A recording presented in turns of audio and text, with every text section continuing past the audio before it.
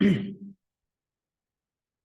this part of lecture, we are going to find the values of specific heat capacities at constant volume and at constant pressure for different gases. So let's start with the first type of gas, which is monoatomic gas. आता monoatomic gas म्हणजेच काय, it consist of म्हणजे each molecule consist of a single atom. मग याच्यामध्ये आपल्याला energy लिहिण्यासाठी आपल्याला काय पाहिजे आहे की डिग्री ऑफ फ्रीडम किती आहे त्याच्या बरोबर. मग इट हॅज मोनोएटॉमिक म्हणजे सिंगल पार्टिकल असेल तर it has 3 translational degrees of freedom. 3 translational degrees of freedom. मग टोटल एनर्जी बघा, टोटल एनर्जी काय असते, therefore E upon N. E upon N म्हणजेच काय, 3/2. आता 3 मल्टिप्लाइड बाय ऍक्च्युअली काय असणार, E अपॉन N म्हणजे total energy per molecule. 3 translational degrees of freedom आहेत, सो 3. प्रत्येक ट्रान्सलेशनल डिग्री ऑफ फ्रीडमचं contribution half KB times T असतं. So it will be 3/2 KB times T. 3/2 KB times T. मग आता याच्यावरून आपण काय करणार आहे, so this is contribution for N number of molecules. मग फॉर वन मोल जे नंबर ऑफ मॉलिक्युल्स आहेत N, that is equal to Avogadro number, बरोबर. मग देअरफॉर आपण काय लिहू शकतो, E upon N equals to NA for one mole equals to 3/2 KB times T. So write this down as for one mole. कारण आपण ज्या specific heat capacity find out करणार आहे दोज आर मोलार. कारण आपण एक्सप्रेशन काय use करायचं आपल्याला, CP minus CV equals to R, which is called Mayer's relation. मग याच्यावरून काय मिळतं बघा, E equals to 3/2 KB times NA times T. And this KB times NA is nothing but what? Universal gas constant R. So it is 3/2 RT. 3/2 RT. मग आता CV ची definition माहिती आहे आपल्याला. CV ची definition derivative of internal energy of gas E with respect to absolute temperature. R is constant. T चं derivative 1. So it will be 3/2 times R. 3/2 times R. CP. CP is what? CP is simply CV plus R. CP is simply CV plus R. Formula based on Myers relation. So it is what? 3/2 times R plus R, which is nothing but 5R/2. 5/2 times R. 5/2 times R. So from this, now we are writing one more constant, which is called gamma. Gamma is defined as a ratio of specific heat at constant pressure to the specific heat at constant volume. It is a ratio of specific heat at constant pressure to specific heat at constant volume, CP upon CV. And आपल्याला माहिती आहे CP is always greater than CV. So gamma as numerator is greater than denominator, it is always greater than 1. It is always greater than 1. But for monoatomic gases, बघा आपल्याला काय मिळालेलं, this is 5/2 times R CP divided by this is 3/2 times R. R gets cancelled, 2 gets cancelled, so it is 5/3. So it's nothing but 1.67, approximately 1.67. म्हणजे आपल्याला monoatomic गॅसचा molar specific heat capacity मिळाली, CP equals to 5/2 times R. R universal constant आहे, त्यामुळे CP ची value for each monoatomic gas is fixed. CV ची value 3/2 times R. Universal gas constant R fixed आहे. So for each monoatomic gas value of specific heat, molar specific heat capacity at constant volume will be 3/2 times R. म्हणजे value काय झाली, fix. आणि त्यांचा ratio आपण constant म्हणून define केला, constant gamma, which is a ratio of CP and CV. आणि त्याची व्हॅल्यू काय असणार आहे, greater than 1. And for monoatomic gas we have got this value equal to 5/3. Approximately we can write this as 1.67. 1.67. So write this down. This is for monoatomic gas.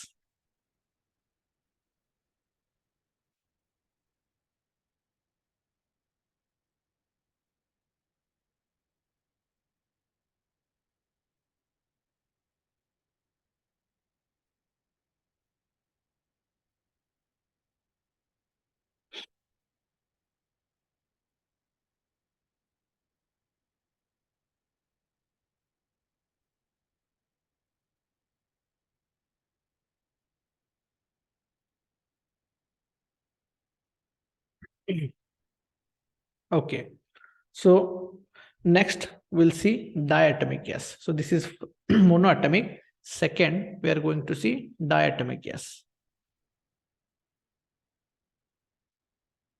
आता again diatomic gas.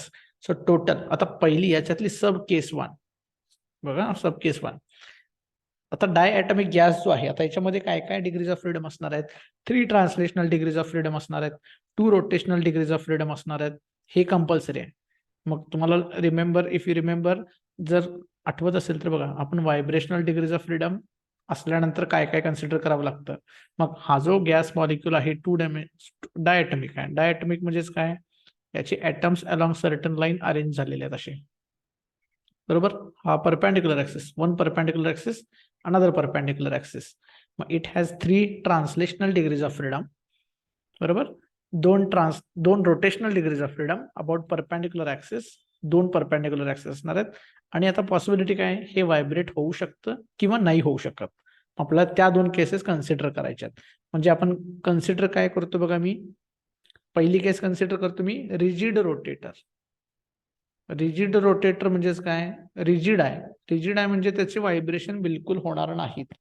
Rigid rotator म्हणजे ज्याच्यामध्ये vibrational नाही आहे. आणि दुसरं आहे ते vibrating molecule. दुसरं आहे ते व्हायब्रेटिंग मॉलिक्युल. याचं मिनिंग काय? रिजिड रोटेटर म्हणजे नो व्हायब्रेशन्स. नो व्हायब्रेशन्स म्हणजे एक विथ व्हायब्रेशन आणि दुसरं विदाउट व्हायब्रेशन. नो व्हायब्रेशन साठी डिग्रीज ऑफ फ्रीडम पहिल्यांदा लिहूया आपण. डीओएफ किती असणार आहेत? डीओएफ इक्वल टू 3 ट्रान्सलेशनल तर असणारच आहेत. So I will write this down. 3 translational plus 2 असणार आहेत, त्या काय असणार आहेत? रोटेशनल असणार आहेत. 2 असणार आहेत, त्या काय असणार आहेत? रोटेशनल असणार आहेत. सो फॉर वन मोल, कारण आपण मोलार स्पेसिफिक हीट लिहितोय. So for 1 mole that is number of molecules equal to Avogadro number. Total energy जी असते ती कंट्रीब्युशन बघा, 3 ट्रान्सलेशनल मल्टिप्लाइड बाय प्रत्येक ट्रान्सलेशनलचं contribution KB times T plus plus 2 rotational प्रत्येक रोटेशनलचं contribution again half KB times T. हे झालं कंट्रीब्युशन फॉर इच मॉलिक्यूल. असे एका मॉलिक्यूल मध्ये एका मोल मध्ये नंबर ऑफ मॉलिक्युल्स किती आहेत? Equal to Avogadro number. So multiplied by Avogadro number. कारण हे एक्सप्रेशन जे बघितलं तुम्ही, E by N equals to 3/2 KT एका मॉलिक्यूल साठी. हे पर मॉलिक्यूल आहे, बरोबर, सिंगल पार्टिकल साठी. असे 1 मोल म्हणजे एन इतके मॉलिक्युल्स आपल्याला मल्टिप्लाय करायला पाहिजे. मग if you simplify this 3/2 plus 2/2, तर दिस इज 5/2 आणि केबी इंटू एन ए केल्यानंतर आपल्याला कॉन्स्टंट मिळतो, gas constant, universal gas constant. So आपल्याला इक्वेशन मिळालेलं E equals to 5/2 times RT. परत definition of CV is equals to derivative of internal energy with respect to absolute temperature. Constant आहे 5/2 times R. टीचं derivative 1. त्याच्यानंतर मग याच्यावरूनच सीपीचं relation मिळालं आपल्याला. CP is equals to CV plus R. याच्यावरून आपल्याला equation मिळेल 7/2 टाइम्स R. आणि isentropic constant gamma equals to what? CP gas constant म्हणून CP upon CV equals to this is 7/2 times R divided by 5/2 times R. R gets cancelled, 2 gets cancelled, 7/5. 7/5 is equal to 1.4. Is equal to 1.4. So this is for one case where we did not consider vibration. So there is no vibration degree of freedom considered here. So this is a diatomic gas, but as a rigid rotator. So it is not going to vibrate at all. It is only going to translate and rotate about 2 perpendicular axes. Right? So write this down. So आपल्याला finally CP चे expression मिळाले 7/2 times R, CV 5/2 times R, and gamma is 1.4 or 7/5 for diatom. जे तुम्हाला relations जे आहेत CP, CV and R, CP, CV and gamma for monoatomic gas, diatomic gas, remember तर होतीलच तुम्हाला, नॉट डिफिकल्ट, बट हे मगअप करायची गरज नाही आहे. How we have derived this we have derived based on degrees of freedom for that particular gas. Degree of freedom बघा, starting point माझा डिग्री ऑफ फ्रीडम आहे. तसं तुम्ही कुठल्याही गॅससाठी आयडेंटिफाय करू शकता. Because all energy contributions are based on number of degrees of freedom, translational, rotational and vibrational. आणि प्रत्येकाचं कंट्रीब्युशन आपल्याला माहित आहे. Translational half KBT, rotational half KBT, vibrational 2 quadratic terms, so KBT. प्रत्येकाचं कंट्रीब्युशन माहित असेल, प्रत्येकाच्या डिग्री ऑफ फ्रीडम किती आहेत माहित असेल, we can find out the total energy and based on that we can find CV first, then CP, then ratio gamma. Okay, so I hope you would have written this down. Next बघा, जो next part आहे second case, B case, याच्यामध्ये आपण consider करणार आहे, second लिहितो मी, म्हणजे सेकंड मधलाच second case. It is vibrating molecule. It is vibrating molecule. Vibrating molecule आहे म्हटल्यानंतर बघा, degrees of freedom, degrees of freedom काय काय असणार आहेत, 3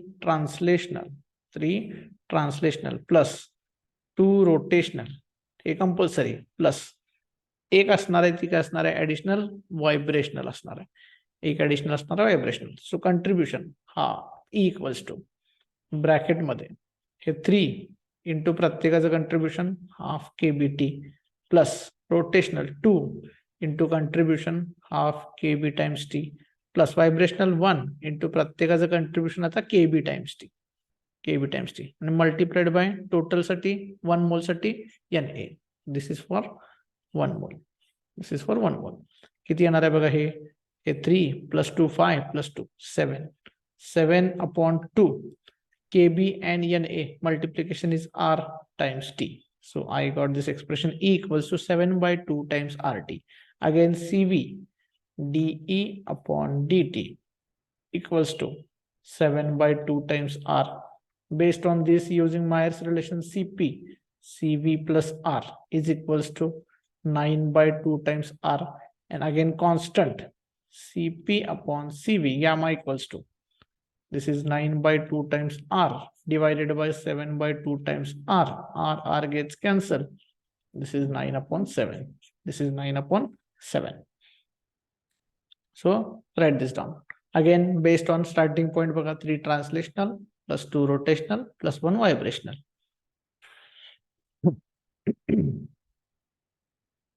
Write this down.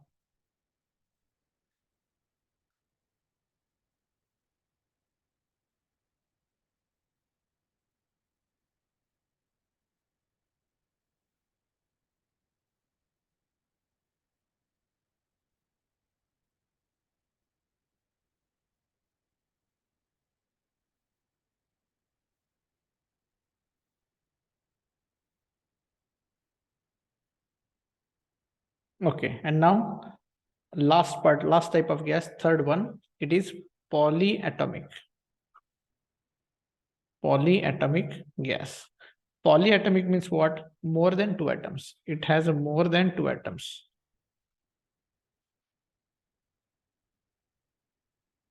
आता याच्यामध्ये बघा डिग्रीज ऑफ फ्रीडम किती आहेत, मोर दॅन 2 atoms असतील म्हणजे ऑब्व्हियसली 3 4 5 अँड मोर, बरोबर. तर याच्या डिग्रीज ऑफ फ्रीडम कुठल्या कुठल्या असतात बघा. डिग्रीज ऑफ फ्रीडम ट्रान्सलेशन हे 3 असणारच, कारण translation can be maximum in 3 direction, x Y and Z. चौथी डायरेक्शन असणारच आहे, बरोबर.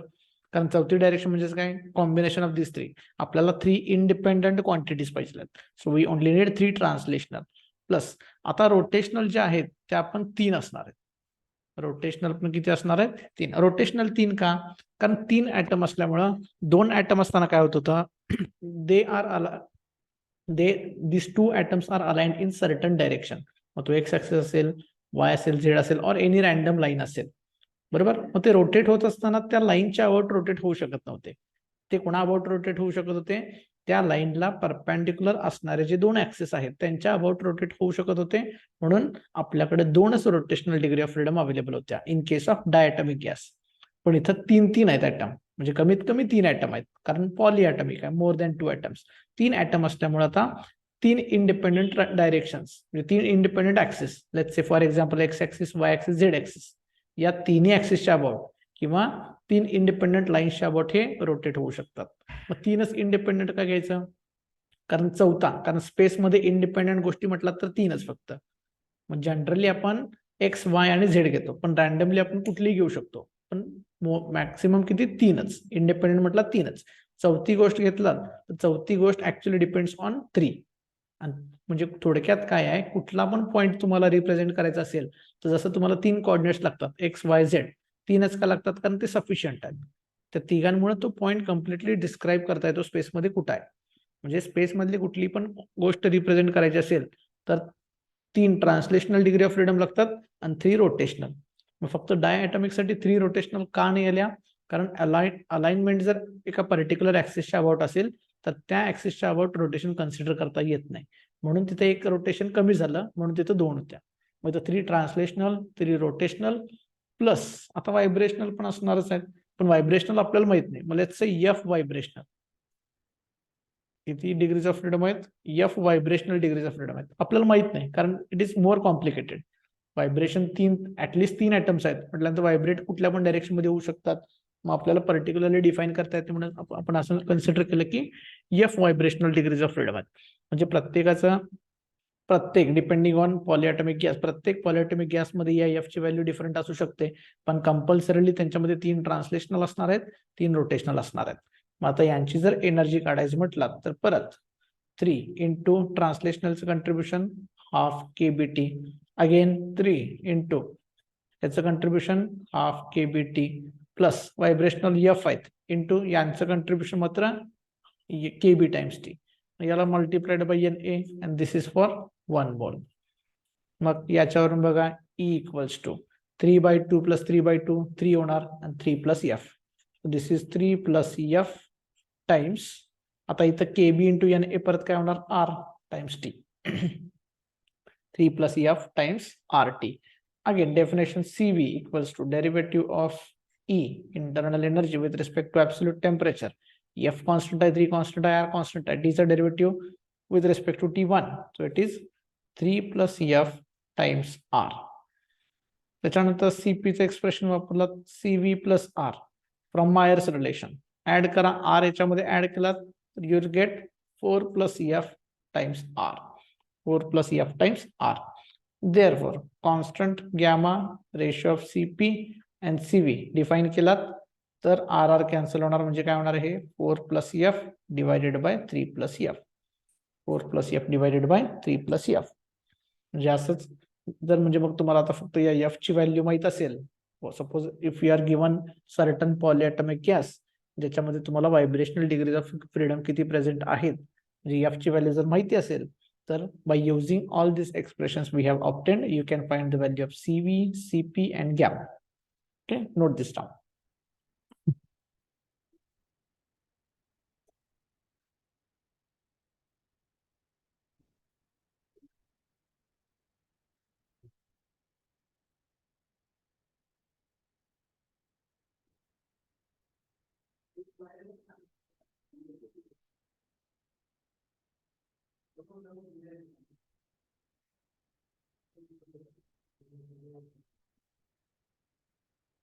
Okay, so in the last part of lecture म्हणजे आपण CP, CV आणि गॅमा याच्या value for monoatomic, diatomic and polyatomic gas derive केलेल्या आहेत. आता ब्रीफली आपण काय विजिट करणार आहे, स्पेसिफिक हीट जी आहे सॉलिड साठी कशी काढायची. Let's write this down. Specific heat of solid. आता सॉलिडला at constant pressure and at constant volume असं काहीच नसणार आहे, कारण आपण सॉलिड जनरली काय कन्सिडर करतो, सॉलिड्स आर इनकम्प्रेसिबल, बरोबर. म्हणजे त्यांचं व्हॉल्यूम चेंज होत नाही वगैरे असं आपण अज्युम करतो, पण that is not true. Volume also changes. मग याचं कसं काढायचं, पण लॉजिक काय मात्र सेमच. मग याच्या ज्या डिग्री ऑफ फ्रीडम आहेत त्या डिग्री ऑफ फ्रीडम बघा काय असतात. लॉजिक परत सेम, जे लॉजिक आपण गॅससाठी वापरलेलं तेच. मग आता सॉलिडचे पार्टिकल्स जे असतात ते क्लोजली पॅक्ड असतात. मग they are not in a position to translate somewhere. Translate म्हणजे काय, एका ठिकाणावरून दुसऱ्या ठिकाणी जाणे. जसं गॅसचे particles are in random motion, Brownian motion, they can travel from one position to another position because there is a lot of void, बरोबर. पण सॉलिडचे पार्टिकल्स काय, they are very closely packed. मग क्लोजली पॅक्ड असल्यामुळे एका position वरून त्याची position change करून दुसऱ्या ठिकाणी जाणं पॉसिबल नाही आहे. So they are not going to translate. Also closely packed असल्यामुळे काय करणार आहेत ते, की रोटेट पण होणार नाहीत, ते रोटेट होणार नाहीत जे काय, कारण क्लोजली पॅक्ड आहे. मग ते फक्त काय करू शकतात, आपल्या पोझिशनच्या अबाउट ते व्हायब्रेट होऊ शकतात. मग व्हायब्रेट होताना बघा, जर समजा असं तुम्ही क्लाउड कन्सिडर केला, समजा असं म्हणजे क्यूब जर कन्सिडर केला असं पार्टिकलचा, समजा इथे एक पार्टिकल आहे, आता हे मोठं दाखवलेलं आहे पण हे क्लोजली असणार आहेत, असे पार्टिकल्स आहेत समजा हे कॉर्नरला, जे तुम्ही आय थिंक सॉलिड स्टेटमध्ये केमिस्ट्रीच्या चॅप्टरमध्ये शिकला असाल. इकडे मागे गेलात, इकडे असं गेलात तर इथे एक असणार आहे. हे जे पार्टिकल्स आहेत हे समजा, suppose let's say this is x direction, let's say this is Y direction and let's say this is Z direction. मग हे एक्स वाय आणि झेड अशा 3 डायरेक्शन मध्ये असे असे म्हणजे असे असे एक्स डायरेक्शन, असे असे वाय डायरेक्शन, असे असे झेड डायरेक्शन, या तिन्ही डायरेक्शन मध्ये व्हायब्रेट होऊ शकतात. So I can write the degree of freedom as 3 vibrational degrees of freedom. 3 vibrational degrees of freedom. आणि ट्रान्सलेट होऊ शकत नाही, रोटेट होऊ शकत नाही, त्यामुळे त्या डिग्री ऑफ फ्रीडम नसणार आहे.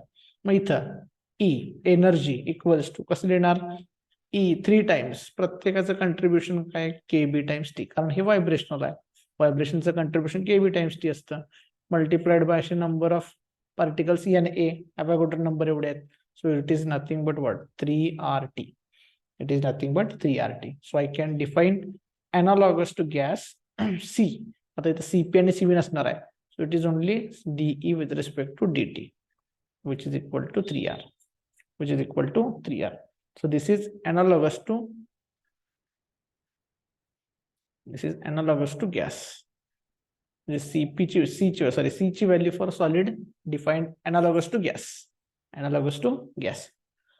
आणि सिमिलरली मग आपण स्पेसिफिक हीट वॉटरसाठी पण डिफाईन करू शकतो. So specific heat of water,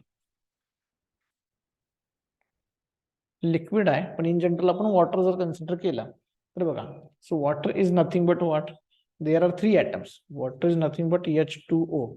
3 atoms आहेत. प्रत्येक ॲटमचं vibration, so it is analogous to, this is analogous to solid with 3 different particles. 3 different particles कुठले, 2H particles plus 1 O particle. असे 3 पार्टिकल कॉम्प्राइज होऊन आपण वॉटर मॉलिक्यूल तयार झाला. आणि जर आपण सॉलिड सारखं अनालॉगस बिहेवियर कन्सिडर केला तर C ची व्हॅल्यू काय येणार आहे, एक पार्टिकल साठी 3R होती, असे 3 पार्टिकल आहेत, म्हणजे हे किती होणार आहे, 9R. म्हणजे इनफॅक्ट काय होणार आहे, प्रत्येकाचं कंट्रीब्युशन म्हणजे प्रत्येक या H साठी 3 व्हायब्रेशनल डिग्री ऑफ फ्रीडम, अशा दोघांची मिळून 6 व्हायब्रेशनल डिग्री ऑफ फ्रीडम, ओच्या 3 म्हणजे किती झाल्या, 9 झाल्या. मग 9 झाल्यानंतर काय होणार, मग इथं 9 टाइम्स R होणार, इथं मग 9 times R. So it is 9 times R. So gas सारखा अनालॉगस बिहेवियर आपण कन्सिडर करून सॉलिडची आपण स्पेसिफिक हीट डिफाईन करू शकतो. But it does not have 2 different specific heats like gas at one at constant volume and other at constant pressure. It will have just a specific heat. कारण तर DV जे आहे, change in volume जे आहे, ते आपण काय consider करत असतो, 0 कन्सिडर करत असतो, कारण आपण इनकम्प्रेसिबल कन्सिडर करतो. But this is the list which is expected for solids and water. What is important is specific heat of gas. आणि ते त्यांच्यामधलं relation, Mayer's relation, CP minus CV is equal to R. आणि based on the degrees of freedom of that gas, translational, rotational, vibrational, आणि प्रत्येकाचं contribution आपल्याला माहित असल्यामुळं आपण त्यांच्या डिग्री ऑफ फ्रीडम वरून टोटल एनर्जी, इंटरनल एनर्जी लिहू शकतो. इंटरनल एनर्जीचं derivative with respect to absolute temperature gives us CV, specific heat at molar specific heat at constant volume. From there, Myers relation will give us value of CP, and ratio of CP and CV is called gamma. लक्षात, या पद्धतीने आपण gas मॉलिक्यूलचे हे जे constant आहे, specific heat properties, these are actually properties of gases, CP, CV and gamma, या value आपण find out करू शकतो. Okay, so that's it for today's class. So in tomorrow's class we'll discuss the next point, which is radiation. So in next class we are going to discuss radiation and different concepts related to radiation. So let's stop for today.